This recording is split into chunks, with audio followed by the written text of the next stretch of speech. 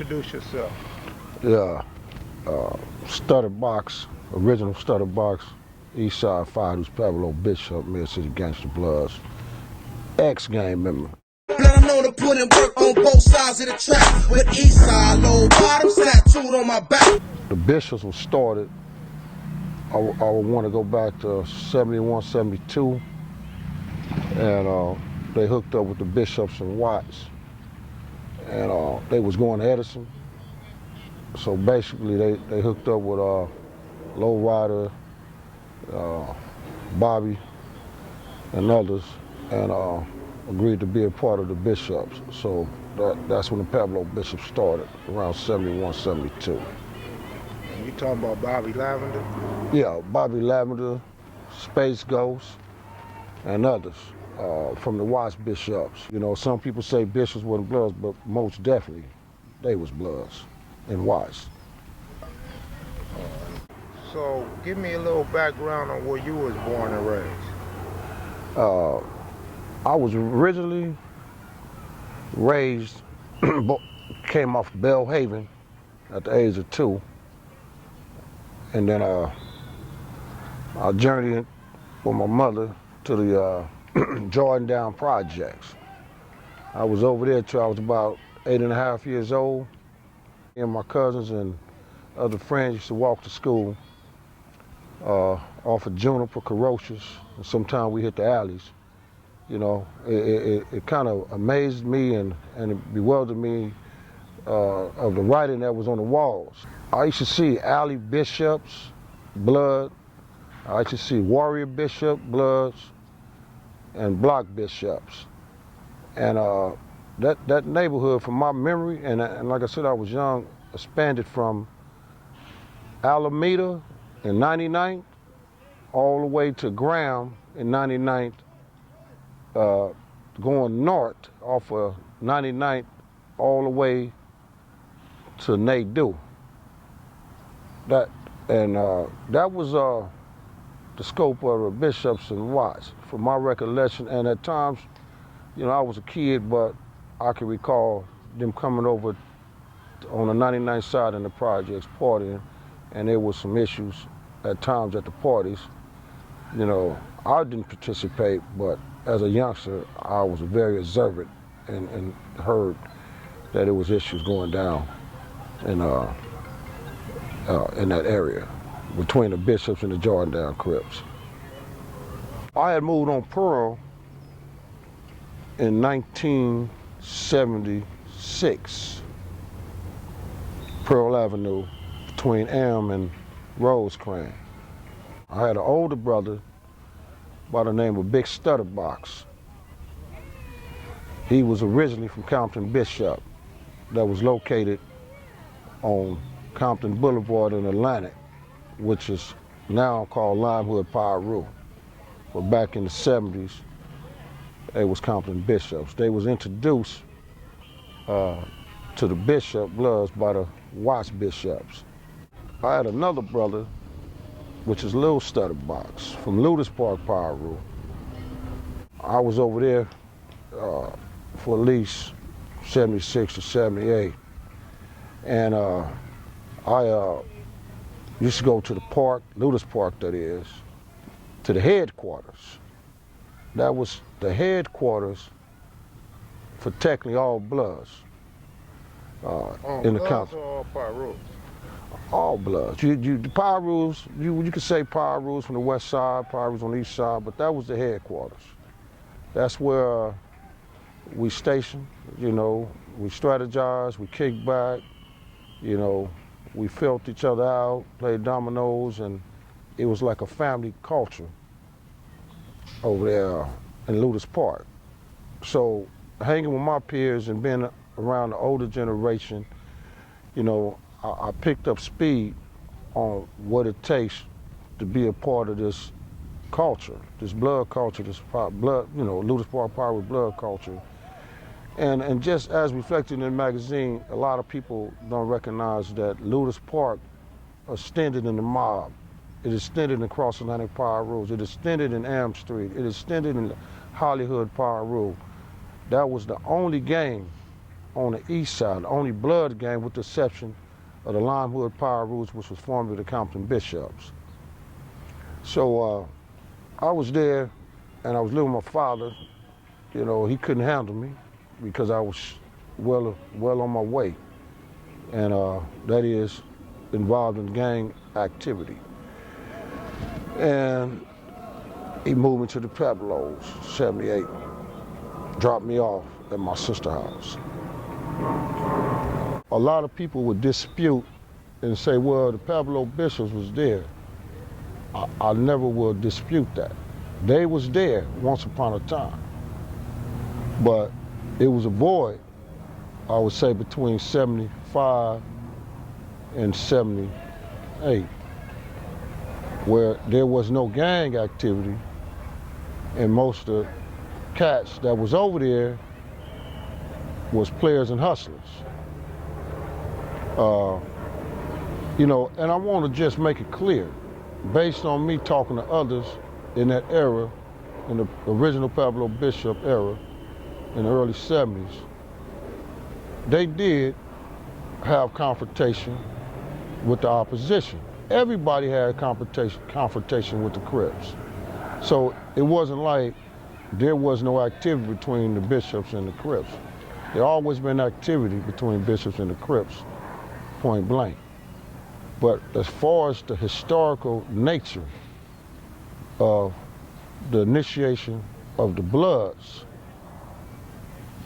in the Pueblos, that's when me and my brother Boo introduced that aspect of the blood history, the blood calls to the Pueblos.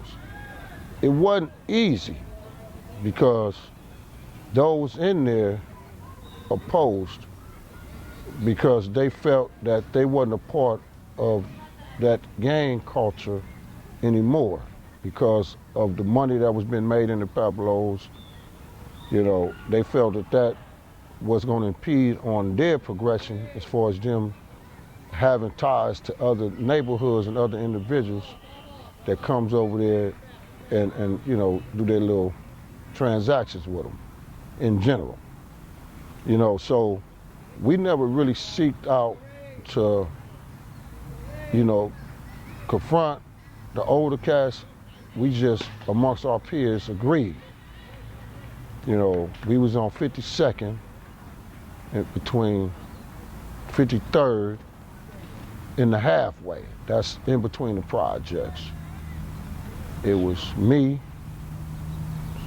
Dr. Dirt, Poochie, my brother Boo, G-Man, Baby B, Sir Nose, Mr. Magic. There may have been a few others, but those was the nucleus of our discussion on how we want to go in the direction of pushing Bloods in the Pueblos. So when you guys got there in 78, was it any Crip residents in the Pueblos? There was associates. There was those that felt that there was no pressure on them to push their personal agenda. Most of the individuals that was over there or coming over there had family members, so they felt somewhat protected. Two examples. Tippy, rest in peace, real name is Larry McDuffie. He was walking around with the long ear ring, with the blue khaki suit on, with the blue rag hanging out his pocket, hollering out East Coast Crip. Born and raised in the Pueblos. But when we talked to him and asked him that, what are you doing? He said, this is East Coast. I said, what, why? You born and raised, or we ain't tolerating that no more.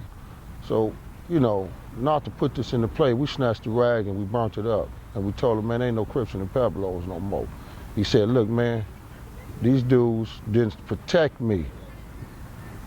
When I was leaving from Edison, the dudes from the Pueblos, the few dudes that I was with, ran and left me when the Crips was chasing us.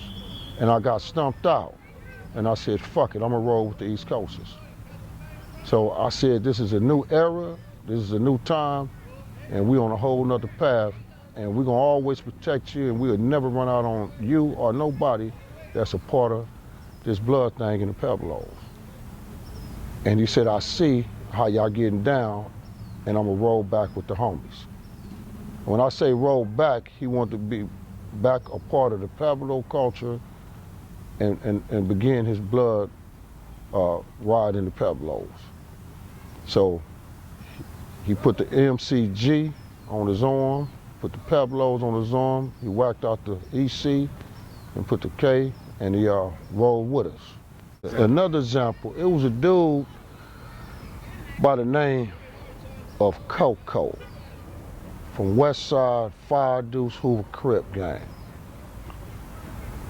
He used to come in the Pueblos, 78, only 79, and with his blue on, with his blue chucks, back there with his cousin, Ella B, and others back there playing basketball with his rag, with his blue rag hanging out.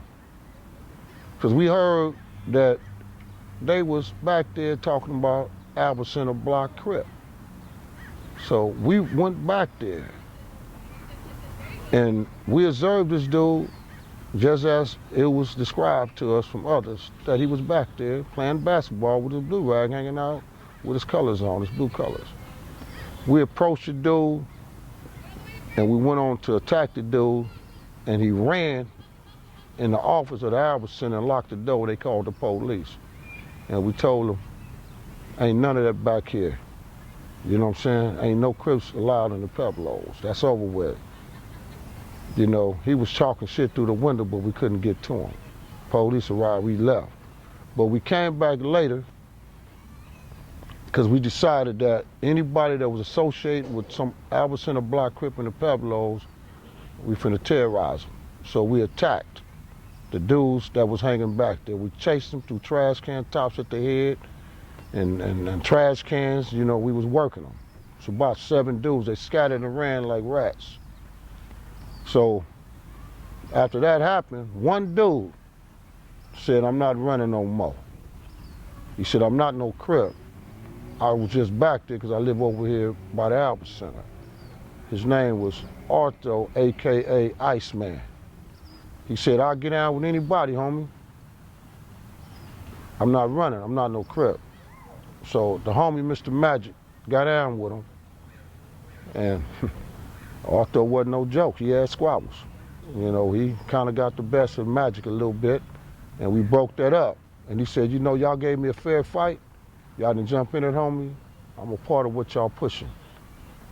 I'm Iceman from Fire Deuce Pueblo Bishop Blood. I'm rolling with y'all. He later died some years later over there in the Villa neighborhood. From that point, you know, we went across the tracks. We pressed on the Morgan Mafias.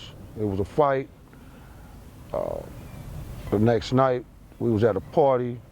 Wasn't nothing but a handful of the Morgan Mafias. Was you they know, Crips? No, they wasn't Crips. They wasn't really associated with no Bloods or no. They was independent. They was basically independent, Morgan Mafias. So you we know, talking yeah. 78 still? Yeah, 78. How old was you in 78? Well, I was young. I'm gonna say that, you know, but the individuals, and it's a good question, but the individuals that see my character, they never knew my age. So they thought I was their age, you know, and most of the guys is, you know, 15, 16, at least 3 or 4 years older than me, you know. So at that situation with the Morgans, you know, it was semi-gunplay attempt. Niggas drew down, and we kind of came to the consensus that we all Pueblos. So therefore, you know, we're not gonna go there. So they agreed to get up under the blood card with the Pueblo Bishops. One other thing I want to share is with the Slauson Park boys and the brothers on the back street. The brothers on the, we called that the back street because that was just the back street. That was the back end of the Pueblos. It never was a gang called back streets in the Pueblos. It was just individuals that lived off the back street. So when we say we're going to the back, we're going on the back street. There was some discrepancies in the article, so I want to clarify that. Then there was something else that was in that All Hood News magazine that was some discrepancies. When it was stated that there was Front Street Crips in the Pueblos, a gang, and that Dr. Dirt was the leader, was a known member of the Front Street Crips. Now, that's not true. That's totally false. Give me a reason and I'll hunt your ass for seasons. This Pueblo's on mine, the red flag, what I believe in.